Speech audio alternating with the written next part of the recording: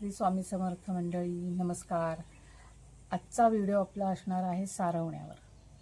आम्हाला असं अपेक्षित होतं की आमच्या इथे जमीन असेल तर आम्ही इझिली सारवू शकतो, पण आमच्या इथे आहे कोबा आणि आम्ही सुरुवातीला धाडस नाही केलं की त्याच्यावरती शेणाचं सारवण चांगलं होईल नाही होईल. पण मागे गणपतीच्या वेळेला आम्ही ते सारवून पाहिलं आणि ते चांगलं बसलं. तेव्हा तो पहिलाच कोट होता, त्यामुळे तो एवढा व्यवस्थित नाही झाला, म्हणजे आम्हाला एवढं नाही चांगलं वाटलं. पण आम्ही परत एकदा आत्ता प्रयत्न केला आणि तो छान बसला, सक्सेसफुल झाला तो प्रयोग.